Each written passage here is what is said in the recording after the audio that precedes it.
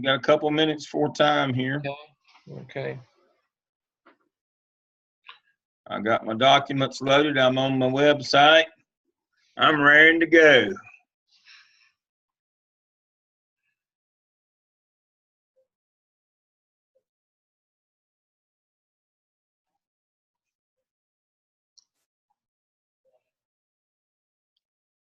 Erica, unmute yourself. Unmute yourself just a second. Tell them, those that are there, tell them the site visit makes a difference, doesn't it? It does. It does. Erica and I had a visit today, and she was on the ledge, and I got her off the ledge. Didn't I, Erica? Yes. We got a really nice email back from a visit that occurred on Monday. Dr. Pickard made that, again, said the same thing. You know, I feel much more comfortable. You know, I could read it to you, but I mean, Erica's a better, you know, she's a more reliable source than I am. I mean, these people, you know, the big thing is we want your principal to be involved in this. And when somebody comes out, that kind of gives you a little status for them to sit down with you and work through and make sure that you're going to be able to be a real intern and get some real experiences so that you can impress somebody at interview time to get a job. But I mean, if you just do this as an online exercise and do, you know, some activities and post some tasks, you know, some documents, then that's going to show when you go to interview for jobs. You know, not only will you not do a good job, you won't get the job to do. Well, Chaka, chime in. You were there. I went yesterday. Unmute yourself. It made a difference, didn't it, Chaka? And Chaka sent me a message this morning, and I immediately responded back, and that's what we do. I told her what to do, and she was able to move on because of some directions that I gave her yesterday. So it does make a difference. So thank you, Anna, for yeah, if you want to know who your Zoom teams are, click on the Zoom Teams tab here in on Blackboard. We've got a tab right here that says Zoom Teams. And so when I click on this, there's the teams for this section. This is the C6 section with Dr. Stedman. There are the teams for this group. So there's your team members. They'll be right there. And so hopefully you'll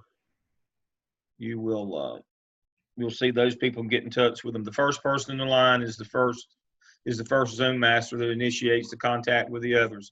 And you say, but Dale, how do I get the information to contact these people? Again, go to discussion board. Upload your contact information here. Isn't that sweet? Let me see. I'm going to have to mute. I know what you're talking about. I thought you made you cleaned up after you cooked. Oh, that was so sweet. Okay. I had to mute everybody. So if you need to get back in, just unmute yourself. Again, go to discussion board, click on upload your contact, and then if you see your team members, when you click on them, for example, if I'm on your team and you click on me, there will be my contact information. That's how you get the contact information for your team. You go to Zoom Teams to find out who your team members are. First one is the first Zoom master.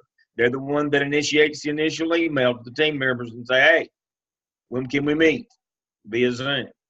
And then that person then goes to contact information, gets the people on their team, and then sends them the email.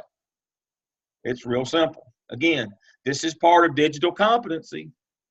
That's why we have it, rather than us doing it for you, this is part of digital competency that we have to certify that you can do things like this. That you're able to work your way around the technology for issues like this. Now, I'm going to pick back up tonight with the app cell, and I'm going to try to cover it and as much as the app tell as I can tonight. Now, I'm going to call on Dr. Hamilton and Dr. Shepard. I made sure they're both online with us tonight. I'm going to call on them as sitting principals. Of course, I'm guessing that Dr. Crawford's in here somewhere. I hadn't seen him yet, but he is. But Dr. Crawford, let me see if I can see him. Hey, Dale. There you are. Were you going to do your 15-minute segment tonight or on PLCs? Or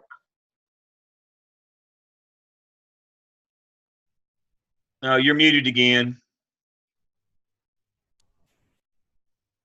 I think it was scheduled for next Tuesday night.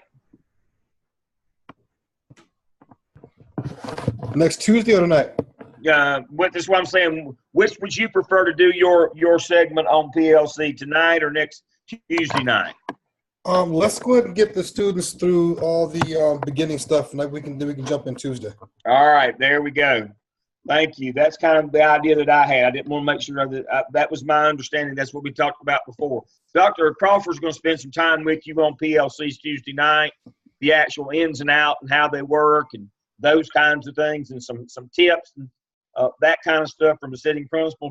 Tonight, very impromptu, I wanted to call on Dr. Hamilton, who's an elementary principal, and Dr. Shepard, who's a high school principal, because the biggest questions I get from students is, it doesn't work that way in my school.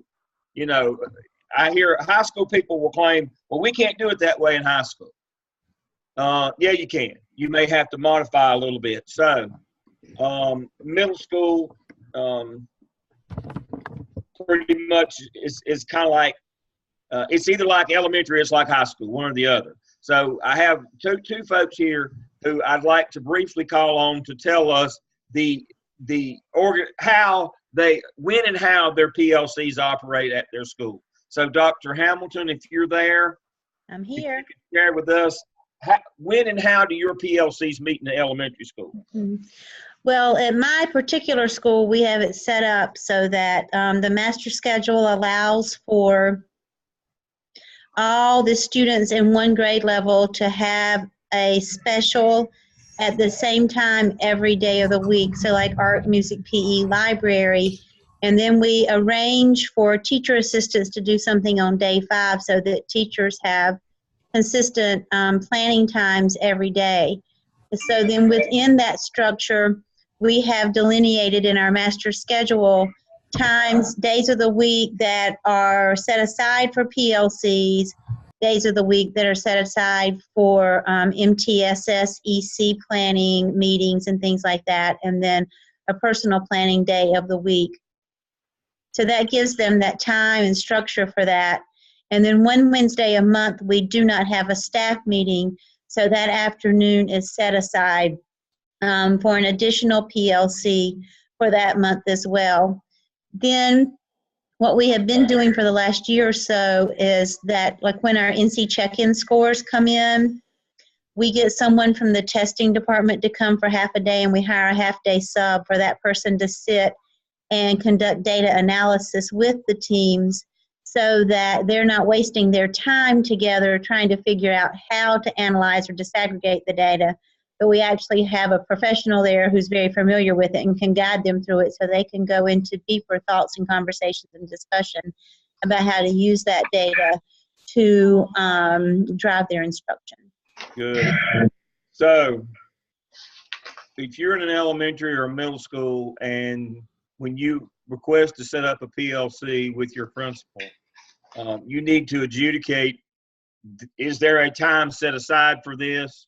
Can we use some of that time, the PLC time, when we form this one? Should we use that one day a month time when it's open faculty meetings? Do we use that? Or do we need to do it virtually using Zoom? One of the reasons why we're teaching you Zoom so quickly and use it in a team format, you may have to use Zoom to do your PLC meeting. If you can't hook on to the regular PLC day, or if the open faculty meeting day is a month away, you may have to use Zoom to conduct your PLC meeting. Dr. Shepard. Can I add one more thing, Dr. Lamb? I'm sorry. No. So in our district, we use Google Hangouts, which is like Zoom. So we also, as a principal group, have principal PLCs, and our superintendent gives us a book that we use as a guide in a book study each year as principal PLCs. And oftentimes as principals, we also use that Google Hangout virtual format so that we're not having to leave our buildings, and it maximizes our time and efforts. And that's a great just professional development activity when you do become an administrator, so that you have those connections and you can learn and grow together. Right. So you may have to do them virtual. So, so there's some tips for you. Thank you, Dr. Hamlin. That Google Hangouts is a neat thing. We do that among our faculty a little bit on campus. That's a neat thing to have. Some of you are asking about your teams. Dr. Crawford, he will make sure that all of you, I think, Deidre and Deidre is, Zoom teams. I know he emailed them, I thought. well, Deidre's in my group. Deidre's in a team. I just looked it up. She's in the CA group, and she's in team 3. I've just looked it up on Okay. Blackboard. All right. Peer group, review group team. Yeah, that's the same. That becomes your Zoom team. The reason, yes, Zoom team and peer review team are the same, or group is the same thing. Yes, that's a good question. Yes, that is the same. Dr. Crawford, I know he sent his. Thumbs up. Thank you. All right. Dr. Shepard, how do y'all do PLCs at the high school level? Yeah, I think it's an important question to answer for yourself. It's kind of a sitting practitioner and one that we all hope everyone will be here. I think when you look at PLCs as an important part of your school and how you're moving forward, you have to ask yourself a couple questions, as I kind of did many years ago. You have to look at your master schedule as kind of your vehicle for your school. It really drives your school, but you have to ask yourself with your master schedule, what is it you want to deliver? And so for me in my school, we really made PLCs a priority, and we've seen a lot of growth through that. And what I mean by making a priority is there's a lot of people who say, and even with my own district, as a young principal myself when I first started, I had a lot of veterans say, you can't do that. You can't. You won't be able to do that. What I mean by that is I said, I want to make every one of my core areas common planning periods. I said, as a high school principal, it's impossible to do. And so I talked to other district personnel. I talked to folks around me in West North Carolina, and I kept getting, you can't do that. Even though the research says you can do it, it's really difficult to do. But as the principal and the leader and visionary of the school, you have to say, this is my priority, and we'll figure out how to make it work. As a high school principal, we've made it work, and we have common planning periods. So our PLCs meet every single day. So if you teach U.S. history in my class, in my school, U.S. History 1, you have a common planning period with other U.S. History 1 teachers. If you teach civics, you're with civics teachers. If you're an English 2 teacher or your biology are big EOC areas, you have a common planning period every single day. The only way that doesn't work for us is in some of those areas like art and some of those career technical ed courses that are singletons. Yes. And that's pretty much one-offs. Yeah. It's just they're singleton teachers, and you only have one band teacher. But what we do with that, kind of like Dr. Hamilton mentioned, is we do a lot of online meetings across the district. So our art teachers or our CTE teachers will go on to Google Hangouts or GoToMeetings or Zooms, and they will meet weekly on that. For the vast majority of our teachers, our priority has been we're going to deliver a cohesive set of instruction and data analysis and assessment to our students. And how do we do that? We have to give our teachers an opportunity on a daily basis to meet, to analyze data, to create common assessment. And the only way we can see to do that is by having common planning periods. So that's been a big priority for us across our core areas. Very good. Now, for those of you who like to look ahead, next semester, we're going to spend half of the semester on what Dr. Shepard just talked about, making sure that you understand that your master schedule has to support your school improvement plan, and that instruction is driven by that master schedule. And so we're going to do the OMA. I was just talking in the faculty meeting just a few minutes ago. The APTEL that you do this semester and come up with a professional growth plan for your school, that's going to be weaved into your master schedule. It doesn't do any good to come up with this really neat instructional program in the APSEL and this really neat staff development plan in the APTEL, if those aren't reflected in your master schedule next semester. So that's what we're going to pick up with next semester. You see the logical flow. First half of this semester, we're working on an instructional program with the APSEL. And the way that we do that is through PLCs. They are crucial. They're essential to that. Then we're going to look second half of the semester developing a plan for growth of the entire staff. And then the first half of next semester, we're going to work on how do we integrate that? How do we express that through a master schedule? And so Dr. Shepard is correct. People will tell you that you can't do that, but you can. If you throw away some of those old notions about master scheduling and you prioritize what's important, and that's what we have you do is a rationale, and you put teacher input last rather than first, you can do it. Now, will you make people mad? Of course you will. Because you're breaking the patterns of coaches, having first period planning so they don't have to show up till 9 o'clock or last period so they can get the ball field ready. Some of those things you have to prioritize what's important. And if instruction is important in your building, and it should be a primacy, it should be number one, then it's got to be reflected in your master schedule, which allows you to work in your PLCs. Dr. Shepard, how many years have you had your school with departmental common planning? Would you be willing to share your school data with me? Oh, absolutely. Yeah. I mean, if I think back 6 years ago, and I look at our school, when I came in as the principal, the first year for me was I want to sit back and I want to assess all of our data and see where we need to bridge a lot of these gaps. And the instructional piece was the biggest and largest part for me to be able to tackle. And so, as Dr. Lamb just said, as the administrator in the school, you have to figure out how to prioritize that for you. And so for me, absolutely, you're going to ruffle a lot of feathers and you're changing the culture of the school. And I'll give you an example. In my first year and really a half as a principal and changing common planning periods and making that a priority, I lost 21 staff members who did not see that as a priority. Yes. We went from a school my first year that met growth and was a decent school in my year 4, we were a top 5 school in the state in EVOS and growth. And our average EVOS growth has been a +11 for our school. And we have 1,100 students and we are about 79% free and reduced lunch.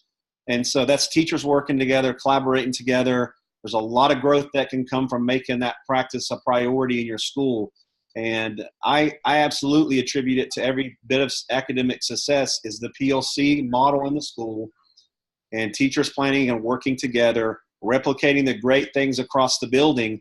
You can take 2 great teachers and a weak teacher in a culture like that and replicate the greatness every single day in a 90-minute planning period, and you'll see growth across your school. And we've never not exceeded growth. And it is all back to teachers being great, replicating the greatness across the rooms. The most important part, everything happening with those 4 walls in their classrooms every day and working together. It's been a big success. And we've had a lot of success with the PLCs in our school. And so that's kind of a little bit about the data there. Excellent. We've got a chat here from David at Wade Hampton High. He said that their freshman academy, they have common planning so that they can continue to meet with their PLCs, and so that's good. A question from, let's see, let me go back up here. Emily Smith. Somebody make sure that Emily knows what Zoom team she's on. If you're on Emily's team, either Dr. Crawford, Stedman, or one of the team members, Emily doesn't know which team she's on. She can't find that. Let's see. Okay. So somebody help Emily out. All right. So what I wanted to establish before I dove too deeply into the APSEL tonight is that PLCs are the heart of your instructional program, which is the heart of your school. That's where we should start. It's the most important thing. Instruction is the most important thing. You know, when people start looking at, well, what's the metric that we evaluate schools on? It's got to be on student performance. And that's why I told you, if you're one of those people that doesn't believe in tests and those kinds of things, you're in the wrong business. We're all about performance. We can debate how to measure that performance, but we can't debate that premise. What's most important is performance, student performance. And I believe, of course, it doesn't matter what I think, but I believe, but all the literature tells us, and all the people who know anything about school will tell you, that what Dr. Shepherd is doing is the way to get student performance. And Dr. Hamilton, you lead PLCs. That professional learning community is how your school will be successful, your students, your teachers. One of the things that Dr. Shepherd hit upon there that you might not have in smaller schools or in some more rural locations, one of the problems that you're going to have, especially in more urban areas, is teacher turnover. And PLCs help you to provide consistent instruction, even though you may have some teacher turnover. That's one of the things that really assists with that, is those PLCs. So having said all of that, I'm going to check the chat one more time here. Then I'm going to dive into the app cell. So we've laid the foundation of why we're doing what we're doing. I think that's important. Good. All right, so I'm going to switch documents here. All right, analysis and action plan. So here is the overview of the 5 tasks. Research attendance and functions of a PLC and assume a leadership role. One of the biggest mistakes that you could make in the PLC business, if you put a group of teachers together, if that's a PLC, it is not. There are norms and values. There's roles and responsibilities. Putting 4 teachers together without any directions is just a complaint group. That's not good. There's got to be some direction in these things. And so that's why you're doing your research to find out that, how do I set up a PLC? Got to be norms and values, roles, responsibilities. There has to be a single purpose, and that's student achievement. And so that's why we're having you do the research. And then you're going to look at your data. Again, I want you looking at standardized test score data. Whether you agree with it or not, that's the way your school is measured. That is the metric, your state report card. Your EVOS growth, that's how we determine whether your school is succeeding or failing. Oh, but our kids really, they have high self-esteem. Good for them. But that won't get you by when it comes time for your evaluation as an administrator. If your school's not succeeding in test scores and quantitative measures, quantitative metrics, they'll get somebody else. So please remember that. When you start looking at your data, look at what your state report card, your local report card, that's what the people in charge that hire and fire you and pay the bills, that's what they say is important. So that's what you need to look at. That's what should be important to you. Well, I don't think graduation rates, is important. Don't think. If that's on your report card, then it's important.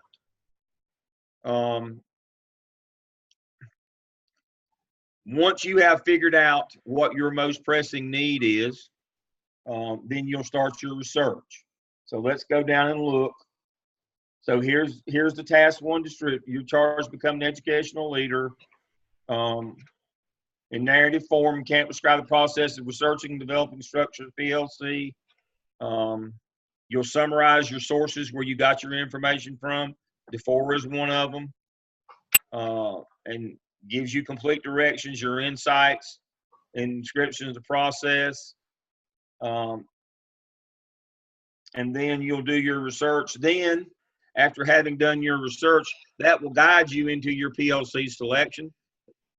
What Dr. Shepherd and Dr. Hamilton were talking about, their particular PLCs are done in a way that they set themselves up. Everybody that teaches, U.S. history is in the PLC. To form your PLC, you need to decide what you're going to be looking at, or it could be a convenience, it could be people in your department, it could be across departments. But you need to decide who I want and why I want them and what their qualifications are. And once you do that, you hold your first meeting. And that first meeting is the agenda should be norms, values, roles, responsibilities. And then when you get to task 2, that's when you dive into your data. Again, now, in blue or whatever color this is, I have from the state grading rubric what it takes to be accomplished on that task. It's right there. When you get to task 2, you dive into your data and you decide what your most pressing need is. Now, let me remind you, got chats here.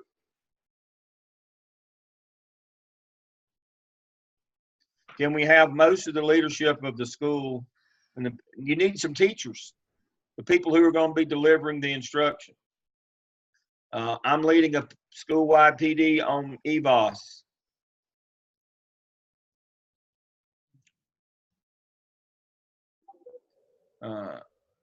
Should I videotape it? Yes.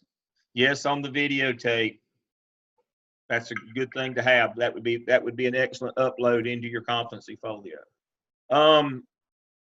When you look at your data, before you even start looking at your data, I would suggest a set of norms in terms of, we're not going to look at exceptional children. We can't change their instructional program.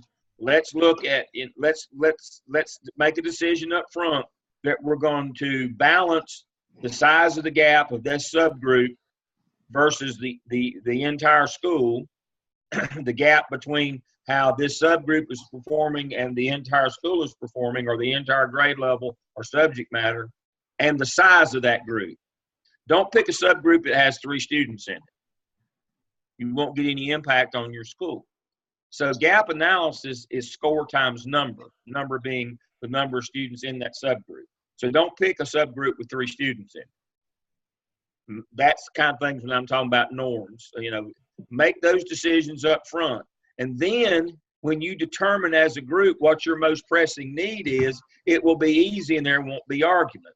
If you don't set those norms up front and values, when it comes time to decide, all right, here's our data, what's our most pressing need, everybody will have a different opinion. And it will be hard to get consensus on this is what we ought to be working on. But if you'll do that up front, no EC, no small, no groups of 2 or 3. We're looking for a large impact. It's got to be a standardized test, that there's a validated measure, should be on the state report card. Those kinds of things. Make those decisions up front before you even look at the data. And then when you look at your data, you pick your most pressing need, then you demonstrate graphically, this is where we are in reading right now, and this is why we picked this group. We need to see graphically represented, because some of us are visual learners, why you picked that group. We should see some scores there. We should see some data. We should see it graphically represented, and it will be figure 1. Please remember, APA format, all tables, charts, and graphs are labeled as figures. Figure 1, and you tell where it came from the state report card, EOC test, and then 1 sentence about what we're supposed to be looking at. As you can see, the gap between 3rd grade reading and our school and 3rd grade reading for the district or the state is 7 points. Tell us what to look at in that graphic. Let me say all that again. Every chart, table, and graph is labeled as figure. You start with number 1. Underneath that figure, you need to have, first thing, where that data came from. You need to cite the source of the data. And 2, the second sentence needs to be, direct my eyes to what I'm supposed to see from this chart, table, or graph, this figure. Tell me what I'm seeing here. I'm seeing the gap, 10-point gap between our 3rd grade reading scores and the district's 3rd grade reading scores. Direct my eyes to what I should be seeing in that graphic. That's APA.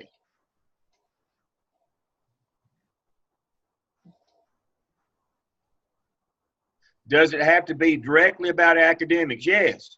It better not be discipline, and it better not be something else. If it's about discipline, I'll be the maddest person you've ever seen. Somebody did discipline one time, and all my hair fell out. I got so mad. It has to be about academics, period. No equivocation. This is about test scores. Now, don't give me that notion, well, if we make them behave, they'll score better. No, they won't. They're I think the social emotional part and the behavior part is going to be a part of the discussion. But as a principal, your job, everything that your community looks for, and your boss, they're going to look for that academic performance data. That's what you're really trying to bridge for students. And that's the data points you want to be looking at. So there's going to be a lot of discussions in your PLC. Maybe you want to focus some on like the behavior and things like that when that's part of the discussion, but you need to be looking at common assessment data. How can I create, am I looking at these students and where is their predicted performance? Where can we get them to be? Where are they weak? Where are they strong? What can we do in our classes? What do I do well as a teacher? What do you not do well? How can we replicate that across the classrooms? And it's really, like Dr. Lem is saying, is an academic performance component that you want to focus on in the PLC.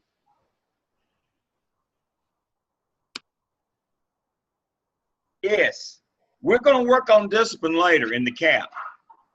The fifth of the evidence artifacts, we'll work on discipline, we'll work on social, emotional, cultural, we're going to work on that later. But right now, as Dr. Shepard said, we're focusing on academic scores right now.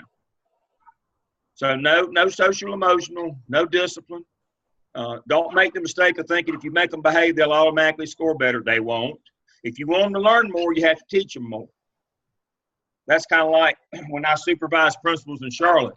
And they would come to me and say, well, our plan this year to get our test scores to do better is to put students in uniform. And I'd say, you can't be that stupid. Surely I didn't hire you and you be that dumb. You need to wear a helmet. Kids wearing uniforms are just kids behaving badly, dressed similarly. You can't just, there's no quick fix. You got to do your data dive. That's what we're doing here. So please remember that this is only about test scores. This is only about academic performance. This is not about social emotional. It is not about discipline. We'll get to those, but not here. All right. To have an accomplished score in task stream, the candidate describes data collection strategies and criteria in the process of identifying the most pressing need. Data is graphically presented in the narrative form in charts, tables, and graphs, called figures, and be used to illustrate and support the data analysis and conclusion. If you tell us that we're picking that reading scores, I better see a graph that shows your reading scores are low. Candidate will provide evidence as he or she can lead a collaborative PLC meeting where data is analyzed, discussed, and concluded with identification of specific needs. You need to see a picture or a video. The evidence demonstrates academic needs assessment, strong PL leadership that exceeds the proficiency rating. That means we need to see that you've went the extra mile. And so that's how you get an accomplished rating for task 2. And then in task 3, you begin your best practices research, where you create a literature review and an annotated bibliography. I'm going to call on Dr. Stedman now. He is the expert on literature review and annotated bibliographies. He's the best I know. Okay. Again, you are researching what a PLC should look like. What is a PLC? The history of the PLC. What does a good PLC look like based on what the experts say? And again, you're going to begin with DuFour, and then there are so many others out there since DuFour that have added to the research. We ask, or you have to have a minimum of 3 references in your research, a minimum, but that doesn't mean that you cannot have more. We do look closely at, we look very closely at the type of literature that you know, how you write it. It must be written according to APA style, and it must be all relevant and linked together. And we've given examples. If you go to your Blackboard shell, there are examples of, or there's some good help aids in there for the research. A lot of PLC research is in there. We've given you examples of what an annotated bibliography looks like, what it should consist of. So you should have no problems there. With the annotated bibliography, we did say that there must be a, Dr. Lamb, I think it was a minimum of five references and three online sources. Yes. I think that's what they have to have, 8 there. Again, we have laid out a lot of materials for you in your Blackboard shell that if you take the time and look at it carefully, we've given you a lot of stuff that will help you accomplish those tasks, and all you've got to do is look for some additional things to add to it. We'll be talking about that more on Tuesday night. Dr. Crawford, I think you were trying to say something about the PLC. Do you need to chime in? Or about the research or the... No, it's just always the big four questions of PLCs are always a good place to start. Right. And again, we have placed all of these materials are in there for your use with the APSO, and as you are doing your research, as you are formulating your PLC, all of this is good stuff. You can use every bit of it. And if you don't use it, shame on you. And this is the starting point. We don't have, you say, but there's not 8 sources here and 3. No, you've got to do a little work. We've given you the seminal work in this area, which is Daggett and DeFore. We've, their materials. I mean, that's where you start if you're going to start in PLC. That starts the modern era of professional learning community. There's a lot newer stuff that's a lot more in depth. This should lead you to that. But this is where you've got to start. You folks all have a master's degree. You know how research works. You always start with the seminal work. If you're talking about PLCs, you start with the 4. If you're talking about best practices, you start with Robert Marzano. You know these things, or hopefully you know these things. And so we've given you the starter threads here, and then you expand upon them. Now, I want to make sure you understand when it says a literature review and a annotated bibliography. The literature review starts first, and it summarizes where you went and what you did. And then the annotated bibliography is of the possible solutions to the problem that you have. Dr. Stedman, can you answer some of those questions that are popping up? I can't. I don't have access to them. All right, I can't. I'll do that as I go. They won't show up on mine. All right.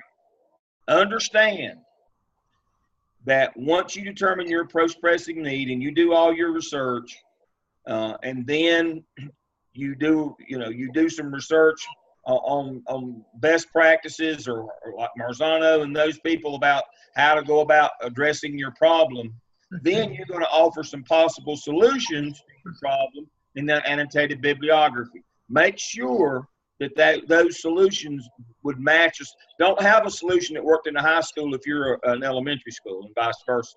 Or if you're a solution from a private school that may not work in the public setting. Or it worked really well with low achievers but not high achievers. Make sure that annotated bibliography of possible things that talks about possible solutions, programs, treatments, or fixes that somebody else has run that address a problem similar to yours. Make sure that it kind of fits your school situation. But that's what the annotated bibliography is. You got low reading scores. Well, here's a program where they did this reading program. Or they did phonics, or they did, because it was comprehension. It was fluency and not comprehension. So phonics might work for that. But if your problem is fluency, don't have a bunch of comprehension programs in reading and vice versa. That's what we're looking for here. Your annotated bibliography should be references of programs or articles where people did this to address the problem that they had at their school. That's what the annotated bibliography is. Now, make sure that it's worked in a school that looks like yours. Okay, let me pause a minute and answer some of these questions. Okay.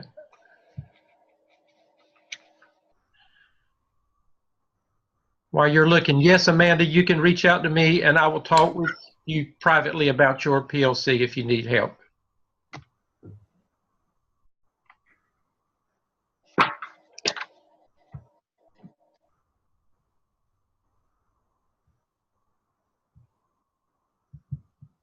All right. The annotated bibliography demonstrates knowledge of best instructional practices associated with the identified needs. It works on your problem. Too many times we have a solution in hunt of a problem. I worked for a superintendent like that one time when I was a principal. He came in and he brought a program with him and said, put this in all of your schools. And only about 20% of the schools had that problem. But he came from a small district that was pretty homogeneous, and so it worked in all their schools. But it only worked in about 80% of the schools, 20% of the schools in our district. It was a solution hunting a problem. And unfortunately, we stopped doing programs that were addressing the problems in some schools in order to do this program that had nothing to do with problems in that school. Make sure you don't get the cart before the horse. A lot of times we go to conferences or we visit buddies or hear things. This really working well in my school. And people say, well, I wonder how we can make that work in our school. No, that's the wrong way around. Here's our problem. Let's go find something that works on our problem. Not, here's this program over here. How can we make it work? You may not even have that problem. The classic example is the fellow that I worked with years ago named Harold. And Harold was trying to address students being out of school too much. And so he put a program in where he suspended parents into school rather than students out of school. That went really bad because that had worked really well in a school, private Catholic school, where all the moms were stay-at-home moms and they could come and stay at school all day. It did not work well in a community that had been devastated economically when the mills and furniture crashed. And if you didn't work that day, you didn't eat that night. Those parents weren't too excited about having to go stay at school all day, and it went really bad for her. That's the kind of thing that we're talking about. That's the kind of thing. So make sure that you find in programs treatments or fixes that fit the situation you have. The candidate has utilized data to specify needs and provides evidence that research-based strategies will be used to address the need. You didn't just decide to make something up. Research-based means it's somebody else has done it and it's worked somewhere else in a situation similar to yours. It has gotten results. The narrative features references to sources from research and multiple graphic organizers to illustrate and help detail the PLC's projected impact on identified needs. And you went above and beyond. Now,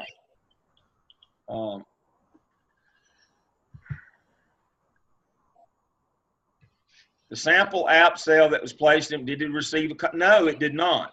I told you that. The sample app sale is the baseline. It barely got proficient. You got to do more than that. How soon will the site be? Some of these questions are not a little off topic. All visits will be made in the next 2 or 3 weeks. Let's focus on topic here. The app sale example is the baseline. It shows the format. It is, she did, I went back and edited that one and took about 80% of it out with the author's permission, just to show you what would be considered to be the least that you could do. It is not an accomplished example. That would be up to you. The example is to show you the format and the basic structure, the bare bones. It is not an accomplished version. All right, now you say, well, Dale, how am I going to do this research? Where am I going to find these research articles? All right, if you will follow me now, back to Blackboard. When you go into your Blackboard class shell, at the top, you've got tabs. If you will click on the library tab, you've got Bulldog One Search. This is a research database. Can't be any easier than that. All you got to do is click your topic in, what you're looking for in terms of, let me do something here. Let me do one here. I'll do reading fluency.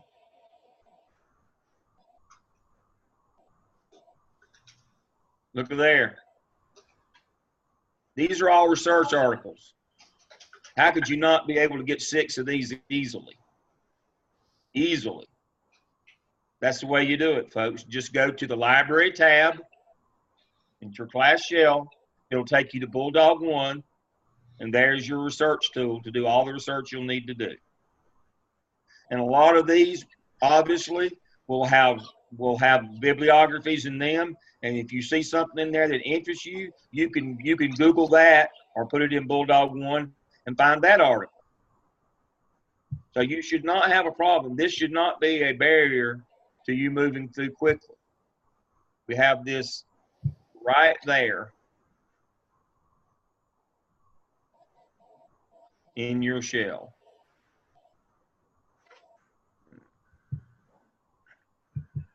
There we go. And then you can just come back and it'll take you right back where you were.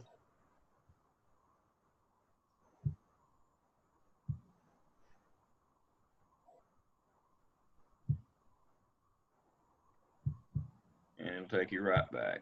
And there we are. All right. Back to our template, back to our tasks and prompts here. All right. When we get to task 4, you're going to develop an action plan. And that's who, what, where, when, and why, and the rationale. Now, one of the things that you have to do in the business, and Dr. Shepard and Dr. Hamilton and Dr. Crawford as sitting principals can tell you this. People quiz you. They ask you why you did the things you do, both the people you work for and parents. You have to have documentation that supports the reason why you do what you do. And teachers will ask you too, why are we doing this? This is a lot of extra work. Did you just make this program up? You've got to document all these things. And so you're going to go in. The importance of the action plan. It's research-based. The importance is we need to close this gap. Alignment with student learning outcomes. We know that math is important. We know reading. We know that what we're doing is important. We're aligned with our school improvement plan. We have short-term, mid-term, and long-term goals and objectives. Specific activities, what we're going to do. Indicators of success. Clarifications of role, who's going to do what. Formative and summative assessment. And then we're going to share the action plan with the administration and address the following topics: efficacy, strategies for sustained growth, issues concerning diversity, resources, establishing a shared vision of learning. Efficacy is making sure that teachers are qualified to do this, that they have the ability, that they're effective in delivering this instruction, what we're going to do. And so if we go to the template, we want all of those bullets will be a narrative paragraph. We should have a paragraph on all of these, and then we're going to summarize it in this graphic organizer. The specific activities, we're going to do Reading 360. The timeline, we're going to start in November. Person responsible, the teacher's names or the facilitator or whoever's going to be responsible. The names go there. This is the resources we're going to need. Formative assessment. Remember, formative assessment is of the adults, not of the students. Formative assessment is not giving them a test halfway through. That's part of summative assessment. Formative assessment is who's going to go to the rooms and make sure that teachers are delivering this new program with fidelity. How are we going to do that? Just because you tell them to do it doesn't mean they're going to do it, or that they're going to do it the way you want to. The biggest fear that I always had as principal is that teachers would think that they had discretion. Discretion is a dirty word in our business. That means I don't want to do it the way you told me to. That's the definition of discretion in the school business. I didn't like the way they told me to do it, so I did it another way. Well, the whole point was for you to do it the way we told you to, because we're sure that will work. we're not sure if you do it your way that we'll get any results. So somebody has to go to the room and make sure that the program is being implemented as designed. That's called fidelity. I'll tell you how old school I am. The old school example of lack of fidelity, of lack of formative assessment, was reading adoptions. A million years ago, when I was an elementary school principal, and yes, I was, we would get reading adoptions. And the guys on the truck from the central office would come deliver them, have them on hand trucks, and they'd roll them down to the book room. We'd unlock the door, they'd roll them in. They'd stack them off in the book room, and then they'd just sit there all year. And at the end of the year, when we took the California Achievement Test to see if our kids did better in reading this year than they did last year, they didn't do any better. And we'd say, well, that reading adoption didn't work. Well, did anybody go down into the room and see if they were actually using that adoption? No. There'd be adoptions for the last 20 years stacked up in the book room. When I became the elementary principal for the first time, I never will forget when I went to the book room. I swear there was 20 years worth of reading adoptions, probably 5 or 6 different sets of boxes sitting in the room, in the book room, in boxes, never been opened. And they couldn't understand why their reading test scores weren't any better than what they were. That was why I was principal there. That's why I was the new principal there. We were moving into the era of accountability when that kind of thing was going to matter, and they knew that nobody there had bothered to even open the new reading books. They were still using the old Dick and Jane books from when I was in school in the 60s. So that's what we're talking about. Somebody's got to go and check. Summative assessment, that's going to be simple. That's going to be the state test or the exam, or the local exam that we give on the standardized test. How did we do versus last year? Did our students grow? Did we grow as a building? Did comparative accountability? Did our school do better than it did last year? Did our kids make growth in EVOS? Did we grow these kids? Goal, that's where we want to be eventually. When Dr. Shepard mentioned that his school had an 11% EVOS gain, that's 2 standard deviations. Now, you don't expect to make that. That's unbelievably. That's great. You usually can't make more than 2 in a year. It's designed that way. If you make more than 2, there's usually a problem. But now, let's say that you were at 60 and your goal was to be at 85. We don't expect you to make 85 that first year. That'd be 25 points. That'd be a 5 standard deviation gain. That's not going to happen. Your indicator of success usually is 1 standard deviation. If we make 1 standard deviation, that's meaningful.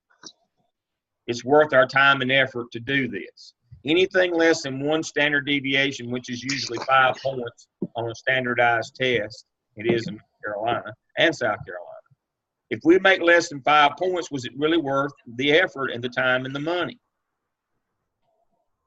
That's called meaningful, not significance. Significance just speaks to error.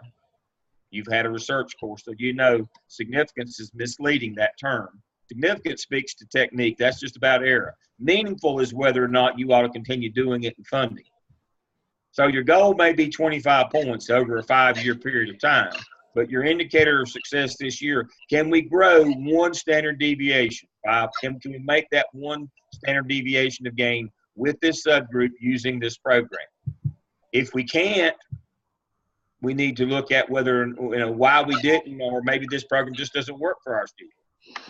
If we know that the teachers delivered it with fidelity, and that shouldn't be an issue because we were doing our formative assessment, we were going to the room, making sure they were delivering those lessons, and we still didn't make any gain, then we need to be looking for a different program. We can't, in modern education, we can't get into the habit of putting a new program in and just keep running it in perpetuity, whether it's working or not, and then just add something else. At some point, you have to start divesting yourself of all these different programs and focus on the ones that work. This model will help you determine if this program works or it doesn't work. Now, in research, it's just as valuable to know that something doesn't work as it does. Because if it doesn't work, what can we do? We can quit. We can stop. Doctor, it hurts when I do this. Well, stop doing that. Stop hitting yourself in the head. Stop it. Do something different. That's the whole point of this, is to make sure that you understand that you've got to assess whether this thing works or not. That we don't just run these programs for the fun of it, or just for the experience of running them. They've got to get results, and if they don't, we need to do something else. But you got to be sure that you ran it the way it was supposed to be run. Again, that goes back to formative assessment. Formative assessment is the heart of any program, treatment, or fix that you're trying to implement in your school. If you don't know if it was implemented with fidelity, you don't know whether the program didn't work, or you didn't work the program. You need to know. So at the end of the year, you can feel confident. If I got gains, it's due to the program. If I didn't, it's because the gains weren't there to get using this program. I got to do something else. You can't be wondering, well, I wonder if the teachers actually taught these lessons or not. You won't wonder that long, because they'll get somebody else that won't be wondering. They'll be knowing. The next person will know whether those lessons were implemented with fidelity. This is a results-driven business. It's rather cold sometimes and heartless, but that's the nature of the beast. So, again, if you want to do a PERT chart, if that helps you, like with your presentation to your administration, if some of them want to see something like this, I applaud your effort. It's not required. Again, the PERT chart is not required, just graphic organizer. But this is another level that shows another level of skill. Not required to demonstrate accomplishment, but certainly it is another level of skill that you can derive if you can do this. All right, and then you will address building efficacy. How are you going to make sure teachers can deliver this program? We're going to do staff development. What are we going to do to be able to make sure teachers are ready to deliver this? Set strategies for sustained growth. These are self-explanatory. And then your last task, of course, will be to write your competencies. How do you believe that you met these competencies? Now, I've got 2 technologies. Don't put 2 in your list. Just put 1. I put these 2 because they're different. You address 13 competencies. Is it 13 or 12? It's 12. 12 competencies. Now, you will address 12 competencies here. No duplicates. There's a required 9, and then there's 4 that you choose of your own choice. Now you say, where does it tell me that? Well, it tells you that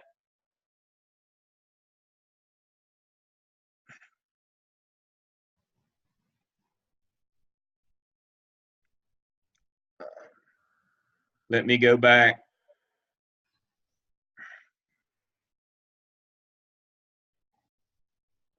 We need to add this, and I'll do. We need to add this to tonight's lesson plan. From the handbook,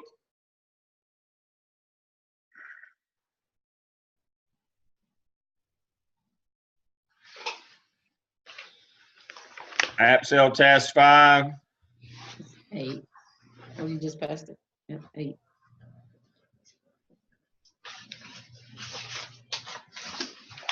You just passed it.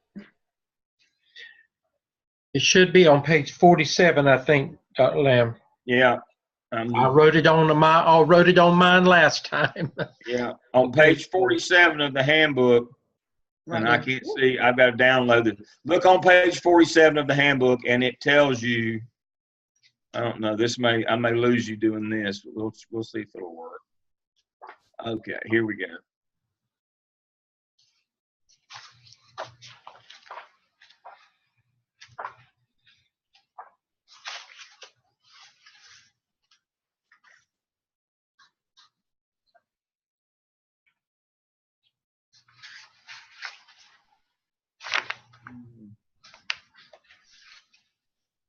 Mm-mm. That's not it. All right. And so we want you to do the first 9. Anywhere you see the list, and we have the list in several places, we want you to do the first 9 and then choose any other 4 or was it? No, wait a minute. We want you to do, the first 9 and then choose 3 that you want to do other than that. The first 9. That would be communication down through environmental awareness. Now, this list of competencies is in everything that we have. It's in your clinical handbook. It's in the it's in what I covered tonight. It's in the 10. Everywhere you see that there are 21 competencies, they always start with communication number 1 and end with visionary number 21. So for the purposes of this course, for task 5 in the app cell, you'll do the first 9 and then choose 3 more. So for a total of 12. And when we do the app tell later this semester, you'll do the other 9 that you didn't do with this. So you have to do the first 9 and then you pick 3 others. So that everybody's clear on that. Let me close that. All right, let me move that out of the way. Okay. So again, here's an example of what they look like. Again, don't just give me these that I've got here. This is your first pop quiz. Make sure that you go to the list. Make sure you go to the list and give me the first 9 and any other 3. And so that's what your app cell is going to look like. I've laid it out as much as, folks, I can't be any more explicit than we've been tonight. We brought everybody online. We've talked about why you need to do this, how it's done in reality, that this is the real deal. This is not something that we've made up. This is the heart of your instructional program. We've had you follow a logical process. This is the process that you will use in your school when you develop your instructional program. This is what you will do. This is real life stuff. So you need to make sure that you get your groups together. In terms of your PLC, that you get it together as quickly as you can. Have an agenda, have minutes, show us proof that your principal gave you permission to run this thing. Tell us about your research. Tell us about your PLC selection, who you picked and why, and what their qualifications are. And then tell us about your first meeting. We'd like to see an agenda and minutes. Take a picture for your competency folio or shoot a video. Do your data mining, figure out what your most pressing need is, show us that data graphically, then start your literature review. Once you find out here are the things that might address this, look at individual programs, treatment, or fixes in an annotated bibliography where people have had similar problems. This is what they did. This is the program they run to address that. Then move on through the next steps of that. From that data to your data presentation, and then your annotated bibliography, your literature review, and then tell us how you did all those things in prompt 2 of task 3, and then in 4 you write out a paragraph for each one of these.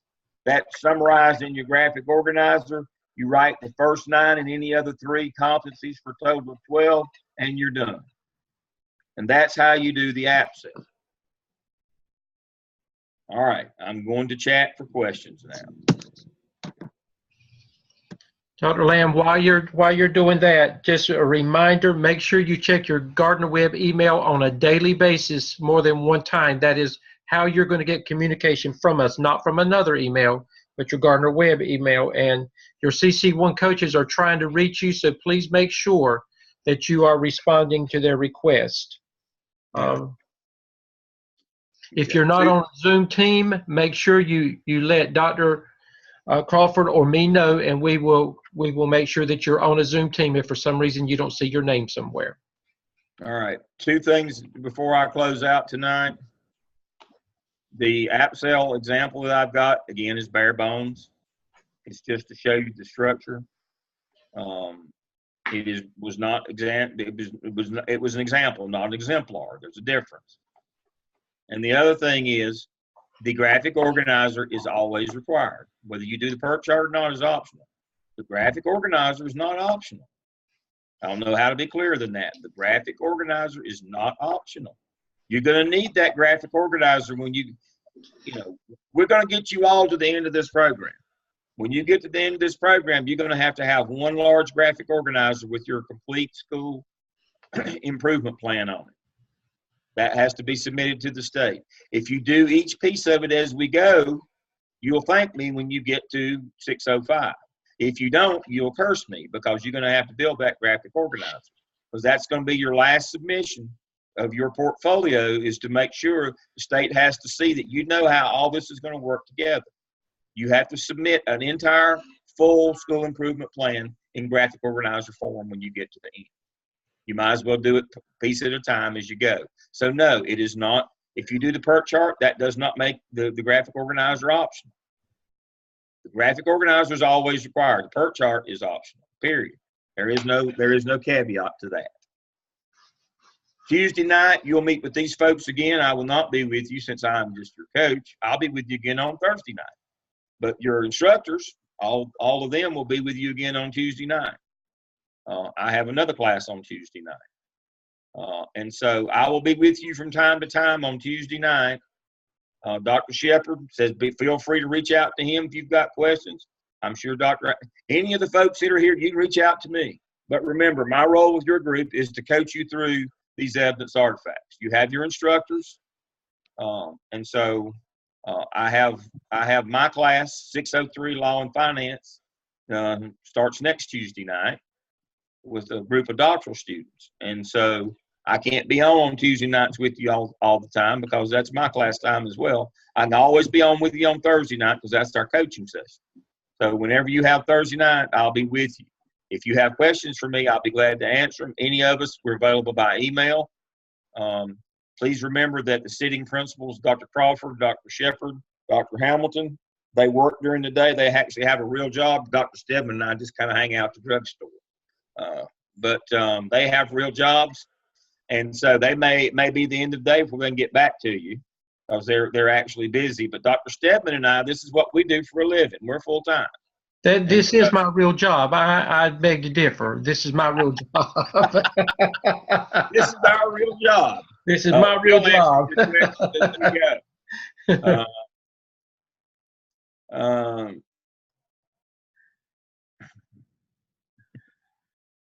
When should the first PLC be conducted? That's a Dr. Stedman question on his basic guide, or Dr. Crawford. No, you're going to have to hit the road running. All of this is going to have to, you're going to have to develop that starting tomorrow and next week. You have no choice but to go ahead and get all of this established. Some of you have already set up those meetings after talking with some of you today and yesterday. So you can't wait on that. You go ahead and get those teams set up, and you go ahead and get things going, because you've got work that you have to begin submitting work a week from Sunday night for review. All right. So for those of you who would care to, and thank you, Marshall, that's a good point. Marshall pointed out what I was talking about earlier. I gotta answer that question. When we look at the scale handbook, when we get to the end, and I know we're over our time, but I'll be through in just 1 second here. When we get to the end of that scale handbook, let me move this out of the way. Here we go. When we get to the end, let's see, am I getting close? Yeah, that's skipped.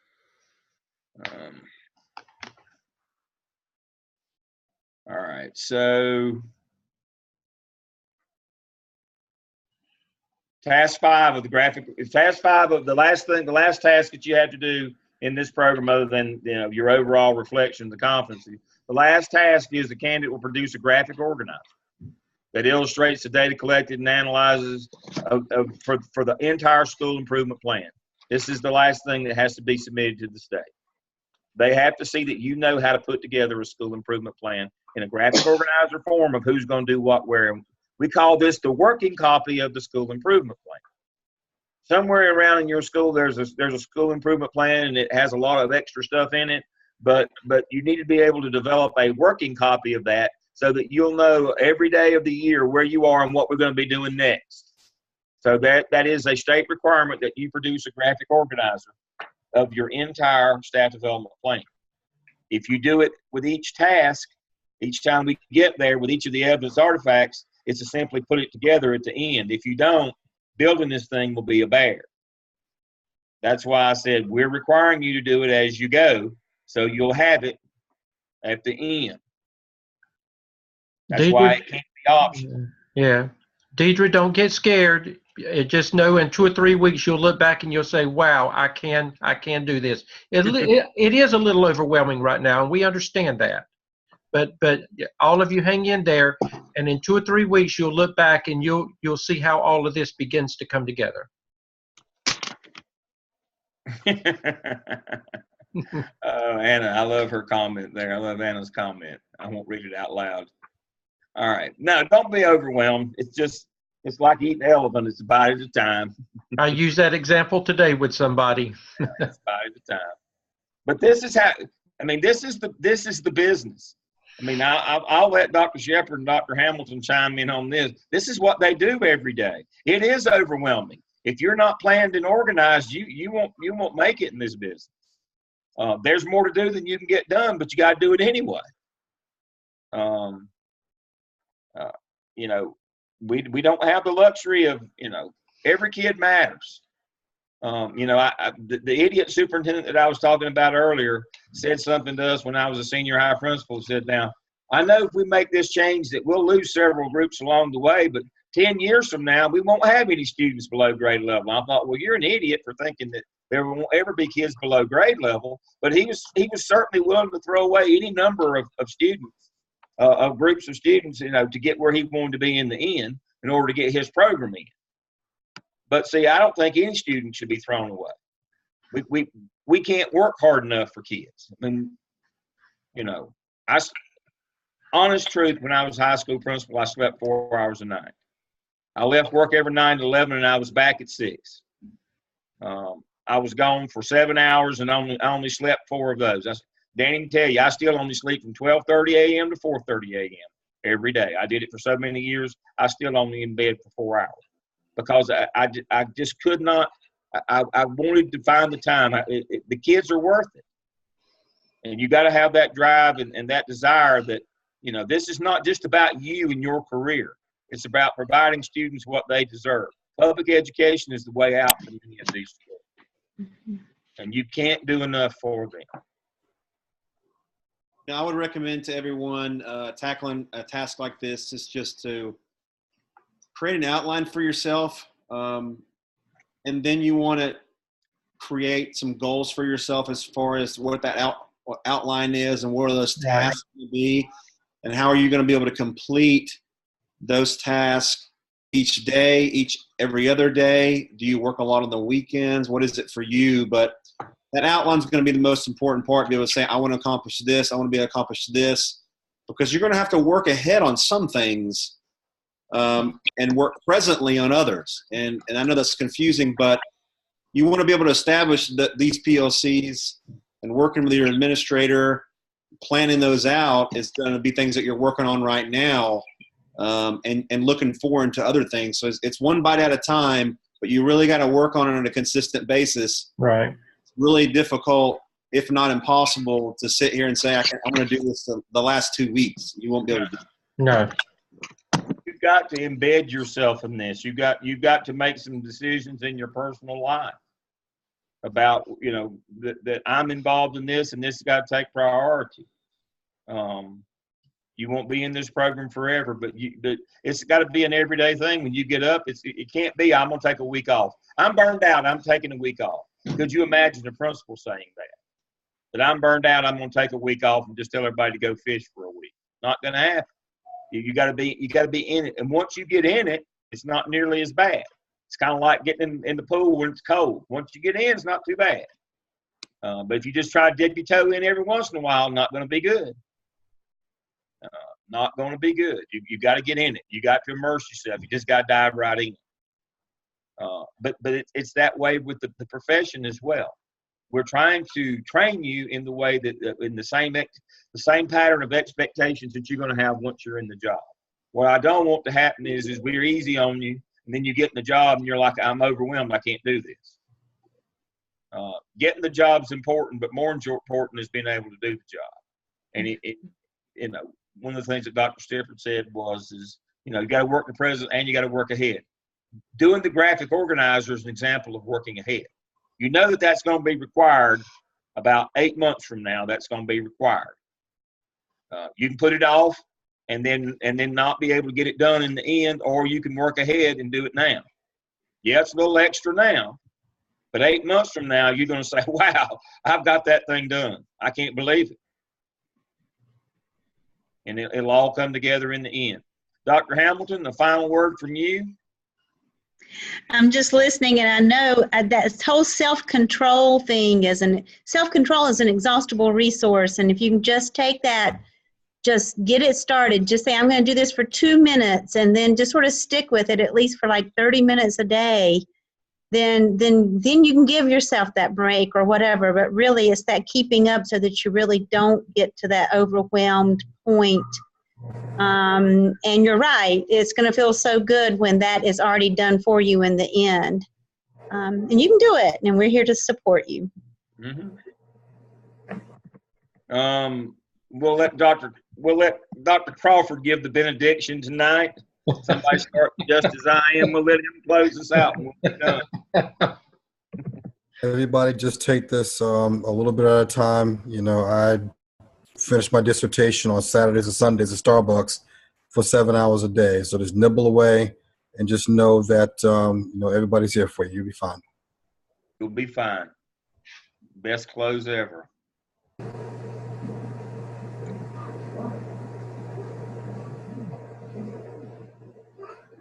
The church say amen. Amen. All right, Marshall, get in touch with your instructor, and to talk with them privately, and if that's not good, get in touch with me. I understand what the situation you're in. Those kinds of situations can be very difficult. So just get in touch with me if you need to. Okay. Get in touch with your instructor first. All right. Hey, Amanda Granger, call me anytime tomorrow. It will be okay. Emily, I'll take care of you in a bit. All right. Let us know. Everybody have a good evening. We'll post the video in an hour or so. Okay. Everybody have a good evening. Good night, everybody. See you Tuesday. Good night.